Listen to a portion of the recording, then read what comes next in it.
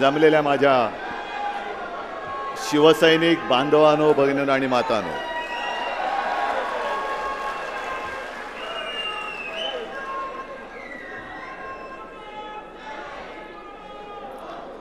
अन्यायाविरुद्ध लढण्यासाठी, ढोंगावरती लाथ मारण्यासाठी ज्यांनी महाराष्ट्रामध्ये जी एक ठिणगी पेटवली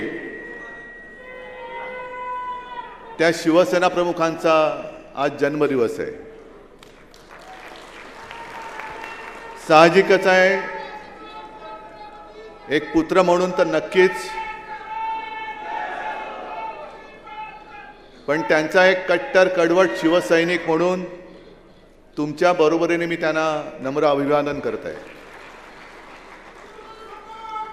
बऱ्याच वर्षांनंतर आज आपलं असं अधिवेशन किंवा शिबिर होत आहे। विषय खूप आहेत, पण आज एक रामायणातले बारकावे संजय राऊत यांनी जे सांगितले, म्हणजे रामदास स्वामींनी मनाचे श्लोक सांगितले होते, तसे यांनी सामनाचे श्लोक सांगितले। म्हणजे सामना कसा करावा म्हणून सामनाचे श्लोक। आणि खरंच आहे की संजय, आपण, सुषमाताई, आपण प्रभू श्री रामचंद्राचा अनुयायी कसा असायला पाहिजे म्हणून माझा उल्लेख केला। संयम, एकवचनी, एकपत्नी, आता तुम्ही म्हणाला, आणि ते खरंच आहे, ते काय वेगळं सांगण्याची गरज नाहीच। पण आज जे काही रामाचे मुखवटे घालून रावण फिरतायत,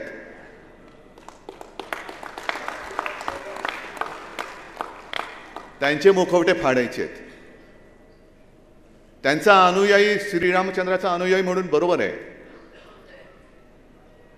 पण मी बघत होतो माझी तुलना तुम्ही प्रभू रामचंद्राशी केली नाही, त्याच्याबद्दल तुम्हाला मी धन्यवाद देतो। कारण काल सगळे अंधभक्त तिकडे जमले होते, त्यांचे सगळ्यांचं जे काही ज्ञान आहे, त्यांची जी काही बुद्धी आहे, त्याचा आदर करतो मी। पण कोणीतरी एकाने आपल्या पंतप्रधानांची बरोबरी, म्हणजे आजचे शिवाजी महाराज म्हणजे आमचे पंतप्रधान, अजिबात नाही, त्रिवार नाही। जर छत्रपती शिवाजी महाराज जन्माला आले नसते तर आज राम मंदिर उभं राहूच शकलं नसतं। आज तुम्ही तिकडे जे काही जाऊन बसलात, ते केवळ आणि केवळ त्यावेळेला हे तेज महाराष्ट्राच्या मातीत जन्माला आलं म्हणून आणि म्हणूनच, नाहीतर हे कोणाही येरागाबाळ्याचं काम नव्हतं। आणि म्हणूनच आज मी ठरवलं की ही जी माती आहे, ज्या मातीमध्ये ते तेज जन्माला आलेलं आहे, आपल्याला सर्वांना कल्पना आहे, 2018 सालच्या दसरा मेळाव्यात मी बोललो होतो, मी अयोध्येला चाललो, गेलो, हे अयोध्येला कधी येणार, अयोध्येला कधी येणार, अयोध्येला कधी येणार।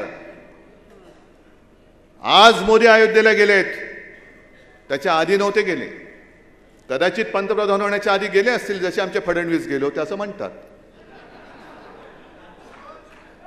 आणि सहज माझ्या मनात आलं होतं की हा इतके वर्ष विषय चाललेला आहे, थंड बस्त्यात पडलाय, काय मनात आलं कोणास ठाऊक, मी म्हटलं चला शिवनेरीला जाऊ, शिवजन्मभूमीची एक मूठभर माती घेऊन राम जन्मभूमीला जाऊ।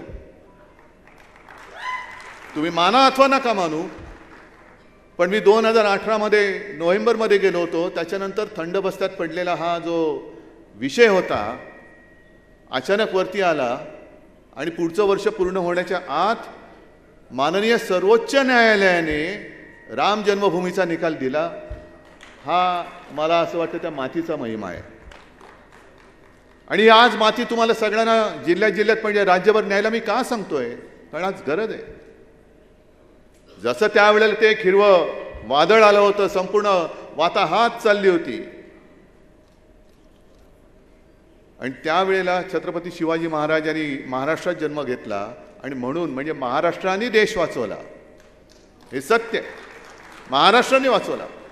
औरंगजेब हा संभाजी महाराजांचा जो त्यांनी निर्घुण वध केला, त्याच्यानंतर इकडे बसला होता हे राज्य गिळायला. म्हणजे संजय राऊत आपण रामायणातले काही दाखले दिले तसे हे काही शिवचरित्रातले दाखले आहेत.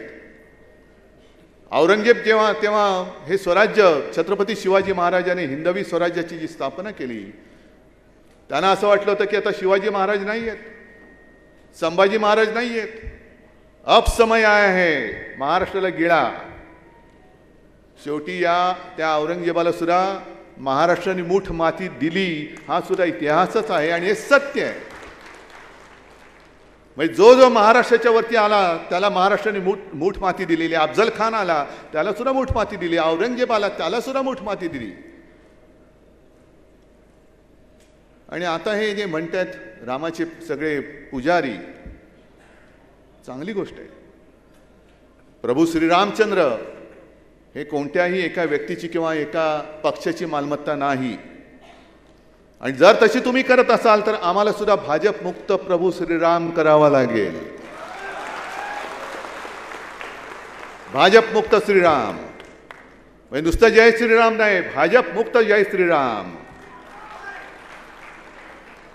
काय चाललंय हे आज? म्हणजे ज्यांनी तुम्हाला तिथपर्यंत पोहोचवलं शिवसैनिक तुमच्या सोबत होते. बाकी मी त्या सगळ्या इतिहासात जात नाहीये. ते प्रदर्शन बघा काय काय, त्याच्यात स्वतः सुभाष देसाई सुद्धा होते.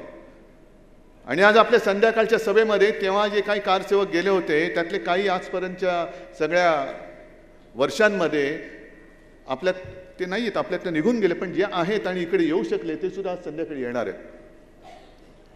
महेश्वरे कोणी घ्यायचं? बरं घेतलं तर घ्या, माझं काहीच म्हणणं नाहीये.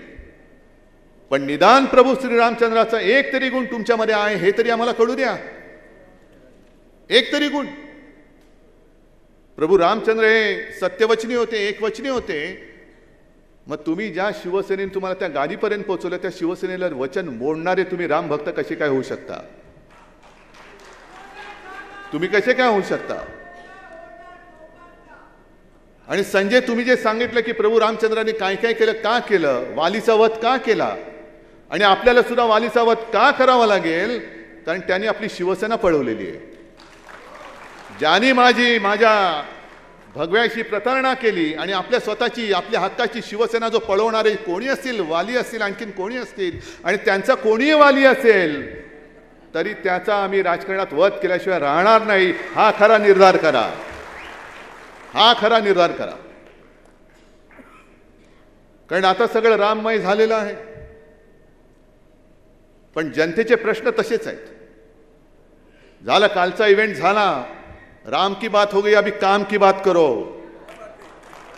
अभी काम की बात करो. चलो हो जाने दो चर्चा.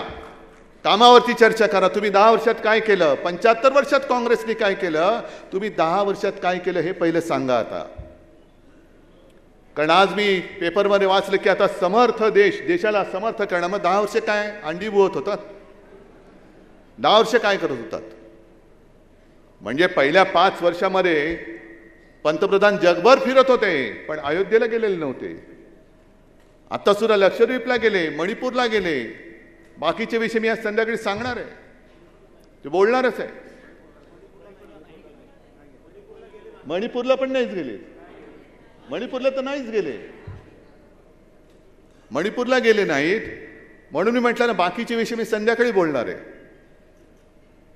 पण हे आता जे विषय अरविंद सावंत यांनी मांडले, कामगार सगळा बेकार होतोय, म्हणजे सगळे नुसतं राम राम राम राम करायचं, राम राम करायचा देश जगाला. अंबादास जे बोलले, अंबादास तुम्ही म्हणालात की गेल्या वर्षभरात किंवा काही महिन्यात अमरावती जिल्ह्यात जवळपास 1100 शेतकऱ्यांनी आत्महत्या केल्यात. अमरावती जिल्ह्यात काय पीक विमा मिळाला, नुकसान भरपाई मिळाली, कोण देणार? नोकऱ्या मिळाल्या, 2 कोटी नोकऱ्या कुठे आहेत? मग हे जे काय असं सगळ्यांना भारावून टाकलं जातंय की कोणाला तरी पकडतात आणि यांच्यामुळे मला हक्काचं घर मिळालं. साफ झूट आहे, अजिबात नाही. म्हणजे सगळी चॅनल्स मी त्यांना दोष देत नाही, कारण दबाव एवढा आहे की ते जे म्हणतील तेच दाखवावं लागतं. आणि आता सुद्धा मला कल्पना नाही, लाईव्ह दाखवत असतील किंवा काही ठिकाणी केबल सुद्धा बंद केले जातात. हे तुमचं रामराज्य. अरे हिम्मत असेल तर समोरासमोर मैदानात या ना, मग बघू कोण काय आहे ते. मैदानात या. पण आज जे माझे शिवसैनिक होय, मी माझे बोलतो कारण माझी ती वडिलोपार्जित संपत्ती आहे.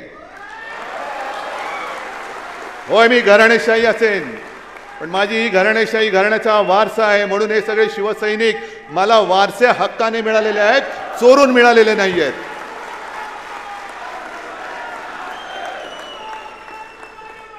जे तुमच्यासाठी लढले, मोदी पंतप्रधान व्हावे म्हणून आम्ही सुद्धा प्रचार केला होता, मी सुद्धा केला होता. त्यावेळेला कोणी आम्ही भ्रष्टाचारी नव्हतो. जे वर्षानुवर्ष शिवसैनिकांनी खस्ता खाल्ल्या आणि तुम्हाला ते दिल्ली नाही तर दिसलेच ती तुमच्या पुचाट भाजपावाल्यांमुळे तुम्हाला दिल्ली दिसलेली नाही. माझ्या वीर मर्द शिवसैनिकांमुळे तुम्हाला दिल्ली दिसलेली आहे. आणि ते सगळे शिवसैनिक आज गुन्हेगार. अनिल परब गुन्हेगार, रवींद्र वायकर गुन्हेगार, किशोरीताई गुन्हेगार, सूरज गुन्हेगार, सगळे गुन्हेगार. जेव्हा मुंबईमध्ये दंगली पेटल्या होत्या तेव्हा हे सगळे माझे शिवसैनिक आहेत. तुम्ही सुद्धा आहात. तुम्ही सुद्धा गावागावामध्ये हिंदूंचं रक्षण केलं होतं. आम्ही विचारत नाही बसलो शिवसेनेचा आहेस का भाजपचा आहेस. पण यांनी तिकडे मार खाल्लेला आहे, पोलिसांनी तुडवलेला आहे, लष्कराने तुडवलेला आहे, तुरुंगवास भोगलेला आहे. श्रीकृष्ण अहवालाच्या माध्यमातून जो काय अहवाल आला, आपण केराच्या टोपलीत टाकला होता. मनोहर जोशी मुख्यमंत्री होते, वाजपेयीजींनी सांगितलं नीतिमत्ता ना ऐसा नाही करना चाहिए. मग घेतला आणि आम्ही गीता म्हणून पूजन केलं त्याचं. कारण त्यांना माहिती होतं याच्यात भाजपवाले नाही सापडणार, शिवसैनिक सापडणार आहेत. भाजपवाले होते कुठे? हे सगळे माझे शिवसैनिक. तुम्ही त्यांच्यावरती आज खोट्या. राजन साळवी आहे, राजन साळवी आणि कुटुंब आत्ता सुद्धा आलेत, मला भेटले. नाही वाकणार नाही म्हणाले, झुकणार नाही. संजय राऊत तुरुंगात जाऊन आलाय, संजय राऊत तुरुंगात जाऊन आलेले आहेत. पण हे अचानक सगळे तुम्हाला भ्रष्ट वाटायला लागले. मग तुमचे जे काय भ्रष्टाचाराचे पाडे आम्ही वाचतो आहोत त्याच्या चौकशा लावा ना. आम्ही लावणार आणि उद्या तुम्हाला तुरुंगात टाकणारच आहोत.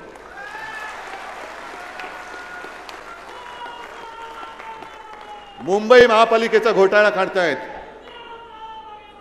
मुंबई महापालिकेमध्ये घोटाळा झाला, करोना काळामध्ये घोटाळा झाला, काढा. ठाणे महापालिका काढा, पिंपरी चिंचवड काढा, पुणे काढा, नागपूर काढा. नवे माझं तर म्हणणं आहे पीएम केअर फंडाचा सुद्धा घोटाळा काढा. काय पीएम केअर म्हणजे मी मागे बोललो होतो, पीएम केअर म्हणजे काय? ते हास्य जत्रेमधले प्रभाकर मोरे केअर फंड नव्हता तो. अरे वासाड्या पैसे दे. पीएम केअर म्हणजे काय? पंतप्रधान मदत निधी ना का काय? तो म्हणे खाजगी आहे. म्हणजे कोणाचा आहे? उद्या तुम्ही पंतप्रधान नसणार, मग तो पैसा कोणाकडे जाणार? का घेऊन जाणार घरी?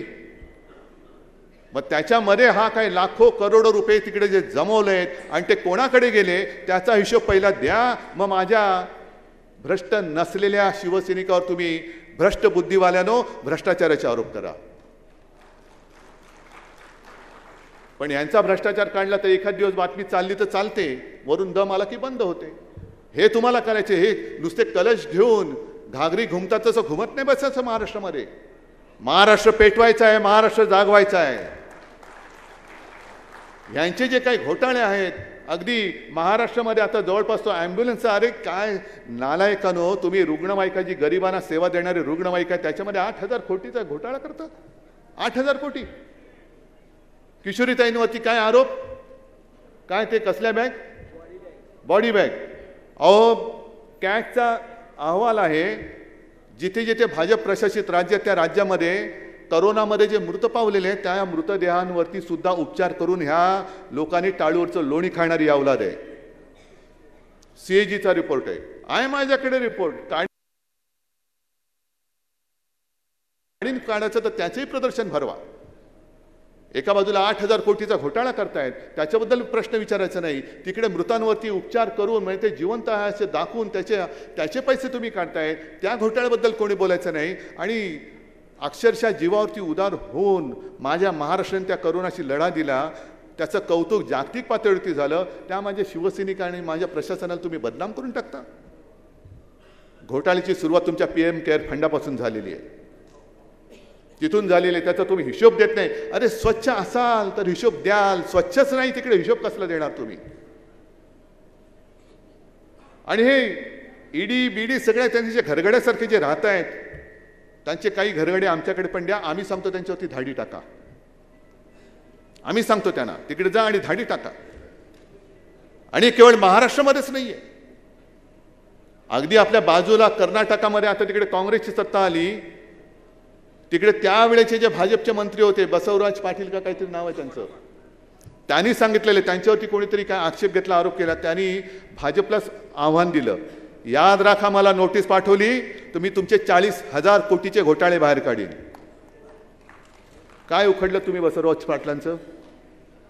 त्यांनी सांगितलं की हे मास्क त्यांनी किती किमतीचे किती किमतीला विकत घेतले, आणखीन काय काय होतं आणि त्या किती किमतीला विकत घेतलं.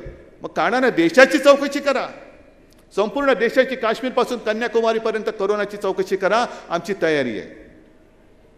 पण तुम्ही जे सिलेक्टेड चाललेले की अगदी सुद्धा आता सुरतच्या याच्या बाबतीत सुद्धा कंपनी आहे, त्या कंपनीतले त्या गटात गेले, मिंदे झाले, त्यांना सोडलं. आणि जो सूरज ताठ मानेने आपल्या शिवसेनेत राहिला त्याला तुम्ही तुरुंगात टाकताय. हे सुद्धा मी जनता न्यायालयात घेणार आहे. हे जे काही यांचे बुरखे आहेत ना, ते मध्ये एक ते टीव्हीवरती आलं होतं, तो तोतला कोण, तसं यांना जनतेच्या न्यायालयात करायचंय, तसं यांना जनतेच्या न्यायालयात करायचंय. म्हणून आजचं हे अधिवेशन आहे. नुसतं मला सत्ता पाहिजे, मला सत्ता पाहिजे नाही, मला माझ्या देशाला, माझ्या महाराष्ट्राला जगवायचं आहे, टिकवायचं आहे. आणि पुन्हा सांगतो, जे जे महाराष्ट्रावरती चालून आले त्यांना कसं गाडून टाकणारा महाराष्ट्र आहे, त्याचा पुन्हा इतिहास मला लिहायचा आहे. हे म्हणे काँग्रेस सोबत गेले, हिंदुत्व सोडलं, काँग्रेस सोबत गेले, शिवसेनेची काँग्रेस झाली. अरे 30 वर्ष भाजप सोबत राहून आम्ही निर्लज्ज भाजपवाले नाही झालो तर काँग्रेसवाले काय होऊ?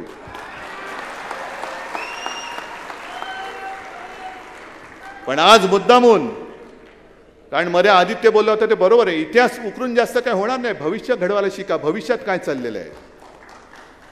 पण मुद्दामून मला एक आठवण करून द्यायची आहे, जे म्हणतात आम्ही हिंदुत्व सोडलं त्यांना सांगायचं, अरे तुम्ही तुमच्या पक्ष जो काय बदलला, जनसंघाचा परत घुसतात, म्हणजे जिकडे घुसतील तिकडे घुसायचं. पहिला जनसंघ झाला, तो जनसंघ तेव्हा संयुक्त महाराष्ट्राच्या लढ्यात नाही उतरला, संयुक्त महाराष्ट्राच्या समितीत घुसला जागेसाठी. मुंबईसह संयुक्त महाराष्ट्र झालाच पाहिजे म्हणून जो एक महाराष्ट्रामध्ये काहूर उठलं होतं, म्हणजे अक्षरशः तुम्हाला सांगतो लालबाग परळ वगैरे भाग सुद्धा जो असा पेटला होता. मोरारजीचे पोलीस हे त्या चाळींवरती अश्रुधुराच्या नळकांड्या मारत होते. आतमध्ये त्या अश्रुधुराचं नळकांड जायचं आणि अनेक महिला घुसमटायच्या, त्यांची तानी बाळं घुसमटायची. आणि असह्य झाल्यानंतर महिला काँग्रेसमध्ये नव्हत्या गेल्या, महिला आपल्या बाळाने घेऊन पोलिसांसमोर उभ्या राहिल्या आणि त्याने सांगितले की असेल हिंमत ना समोरासमोर गोळी झाड, हे नामर्दाचं काम करू नकोस. पण त्या लढ्यामध्ये कुठेही भारतीय जनता पक्ष तर नव्हताच, जनसंघ नव्हता. आणि संयुक्त महाराष्ट्राची समिती ही पहिली कोणी फोडली असेल तर ती जनसंघाने फोडली, जागा वाटपेचं भांडण करून. मग त्याच्या आधीचा जो काही जनसंघ आहे तो श्यामाप्रसाद मुखर्जींनी स्थापन केला. आणि म्हणून मी मुद्दामून सांगतोय, मला बोलण्याची गरज नव्हती, श्यामाप्रसाद मुखर्जींबद्दल आदर आहे, पण साधारणतः 1940-42चा जो काही काळ होता चले जावचा, तेव्हा श्यामाप्रसाद मुखर्जी बंगालमध्ये होते. 40च्या सुमारास देशातल्या मुस्लिम लीगनी स्वतंत्र पाकिस्तानाचा ठराव, जसा आज आपण निर्धार केले तसे त्यांच्या कार्यकारिणीत वगैरे असेल, ते इलेक्शन कमिशनकडे कदाचित त्यांची घटना असेल ती त्यांनी बघा, कारण आपली नाही मिळणार, त्यांची मिळाली तर बघा. पण श्यामाप्रसाद मुखर्जींनी केवळ आणि केवळ म्हणजे एक तर स्वातंत्र्य लढ्यामध्ये ना RSS ना जनसंघ तेव्हा नव्हताच, तो 52 साली जन्माला आला, पण कुठेही लढ्यात भाग घेतला नाही. आयतं मिळालेलं स्वातंत्र्य हे गिळायला निघालेत. स्वातंत्र्यासाठी काँग्रेस लढत होती, स्वातंत्र्यवीर सावरकर वगैरे होतेच, क्रांतिकारक. आज जिथे सभा आहे कान्हेरे, त्यांची सुद्धा कथा वेगळी आहे. पण स्वातंत्र्य लढ्यात लढणारी काँग्रेस नको म्हणून स्वतंत्र पाकिस्तानचा ठराव करणाऱ्या मुस्लिम लीग बरोबर श्यामाप्रसाद मुखर्जींनी बंगालमध्ये सरकार स्थापन केलं होतं आणि 11 महिने त्या हकच्या मंत्रिमंडळात श्यामाप्रसाद मुखर्जी म्हणजे तुमचा बाप राजकारणातला हा त्यांच्यासोबत मंत्री होता. त्यांच्याबद्दल बोला. तुम्ही आम्हाला हिंदुत्व शिकवता. पहिलं तुमची जन्मकुंडली मांडा ना. पहिली तुमची जन्मकुंडली मांडा. तुमच्या पत्रिकेमध्ये राहू केतू आले असतील, आम्ही काय करू त्यांना? कारण तुमच्याकडे चांगला गुरु नाहीये.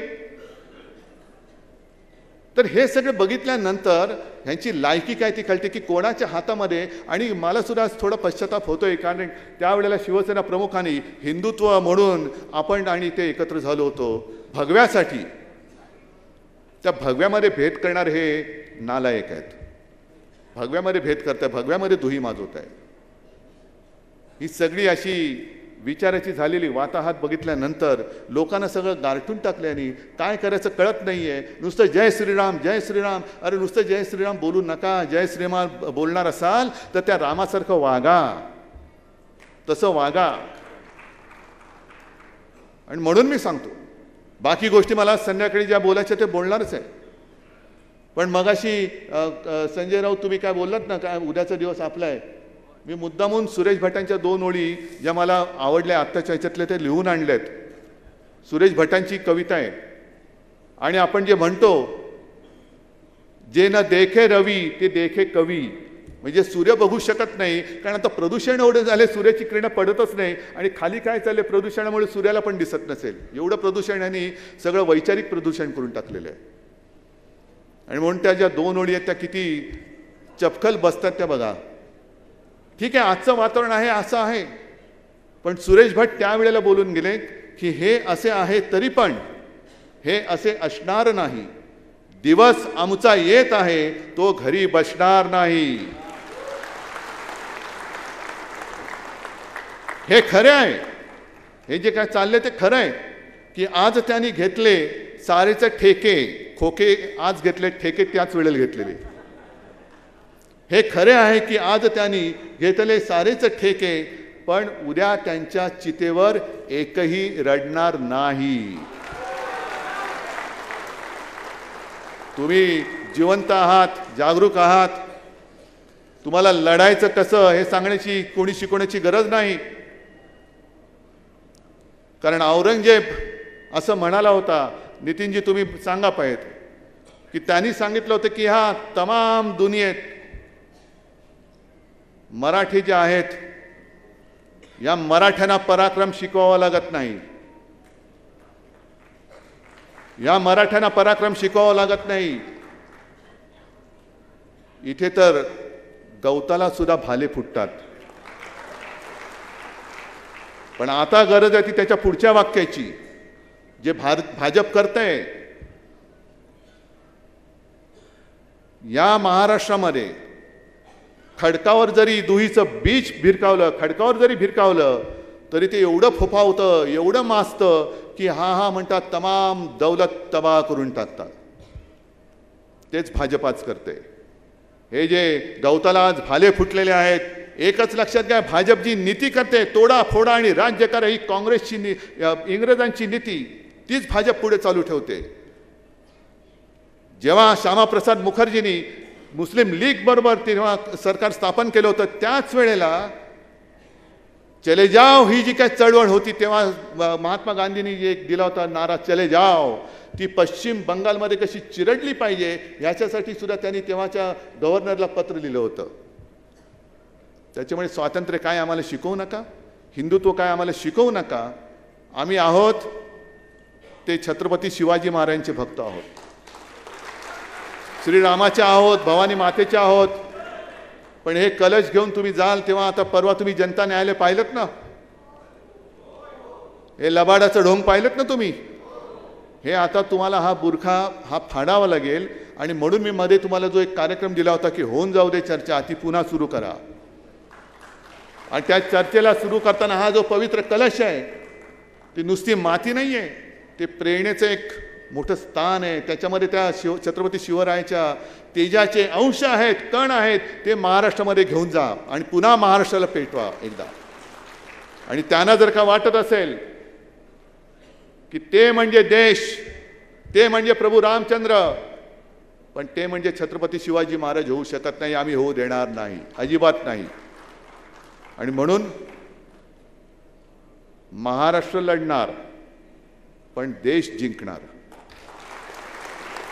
महाराष्ट्र लढणार पण देश जिंकणार. आमची लढाई केवळ शिवसेनेसाठी नाही, आमची लढाई केवळ महाराष्ट्रासाठी नाही, तर आमची लढाई ही माझ्या देशासाठी म्हणजे माझ्या भारत मातेसाठी आहे. भारत माता पुन्हा तेव्हा परक्यांच्या त्या जोखडातून मुक्त केली, त्यांचेच वंशज आम्ही आहोत. तुमचा वंश वेगळा असेल कारण तुम्ही स्वातंत्र्य लढत नव्हतात, पण तोच शेतकरी त्या लढ्यामध्ये जो उतरला होता, त्या माणसांची आज हे वंशज आहेत. म्हणून पुन्हा भारत माता भले आमचे स्वकीय जरी असले तरी तुमच्या जोखडात आम्ही तिला अडकू देणार नाही. हा एकच निर्धार करा आणि परत संध्याकाळी भेटूया. जय हिंद, जय महाराष्ट्र.